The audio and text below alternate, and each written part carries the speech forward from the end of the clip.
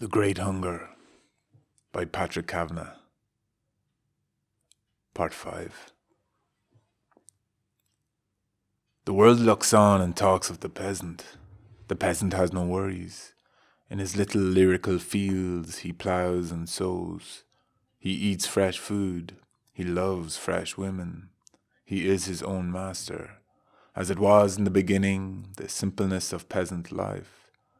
The birds that sing for him are eternal choirs. Everywhere he walks there are flowers. His heart is pure. His mind is clear. He can talk to God as Moses and Isaiah talked. The peasant who is only one remove from the beasts he drives.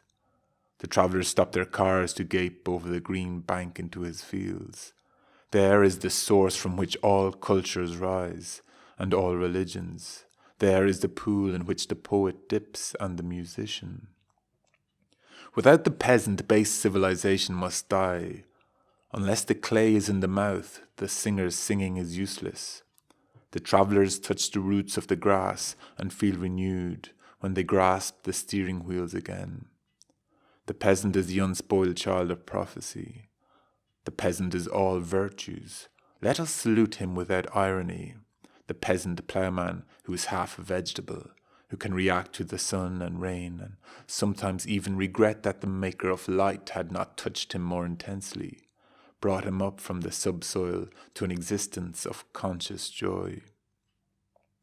He was not born blind. He is not always blind. Sometimes the cataract yields to sudden stone falling or the desire to breed. The girls pass along the roads, and he can remember what man is, but there is nothing he can do. Is there nothing he can do? Is there no escape? No escape. No escape.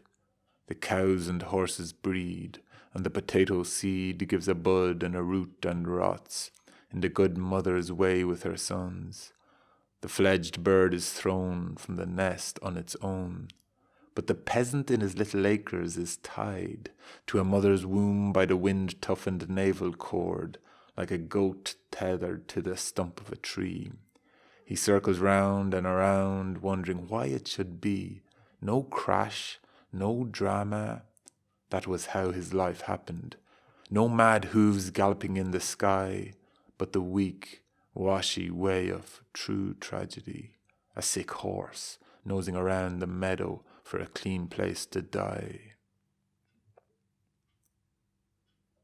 We may come out in the October reality imagination. The sleety wind no longer slants to the black hill where Maguire and his men are now collecting the scattered harness and baskets. The dog sitting on a wisp of dry stalks watches them through the shadows. Back in, back in. One talks to the horse as to a brother. Maguire himself is patting a potato pit against the weather, an old man fondling a new piled grave. Joe, I hope you don't forget to hide the spade, for there's rogues in the townland. Hide it flat in a furrow. I think we ought to be finished by tomorrow. Their voices through the darkness sound like voices from a cave, a dull thudding far away, futile, feeble, far away. First cousins to the ghosts of the townland. A light stands in a window. Mary Ann has the table set and the teapot waiting in the ashes. She goes to the door and listens, and then she calls from the top of the haggard wall.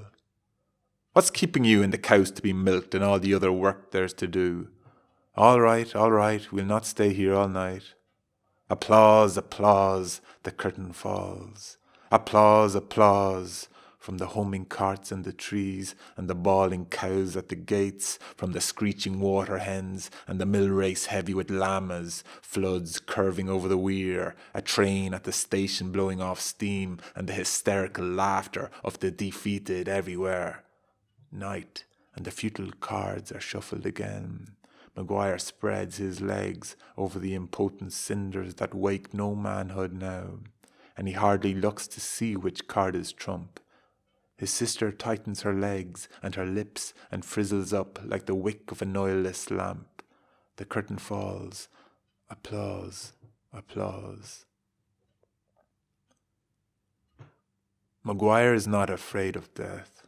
The church will light him a candle to see his way through the vaults, and he'll understand the quality of the clay that dribbles over his coffin. He'll know the name of the roots that climb down to tickle his feet, and he will feel no different than when he walked through Donaghmoyne if he stretches out a hand, a wet clod, if he opens his nostrils, a dungy smell, if he opens his eyes once in a million years, through a crack in the crust of the earth, he may see a face nodding in, or a woman's legs. Shut them again, for that sight is sin. He will hardly remember that life happened to him. Something was brighter for a moment. Somebody sang in the distance. A procession passed down a mesmerized street. He remembers names like Easter and Christmas by colour his fields were. Maybe he will be born again, a bird of an angel's conceit, to sing the gospel of life, to a music as flighty tangent as a tune on an oboe. And the serious look of his fields will have changed to the leer of a hobo, swaggering celestially home to his 3 wishes granted. Will that be? Will that be? Or is the earth right that laughs ha ha, and does not believe in an unearthly law? The earth that says, Patrick Maguire, the old peasant, can neither be damned nor glorified.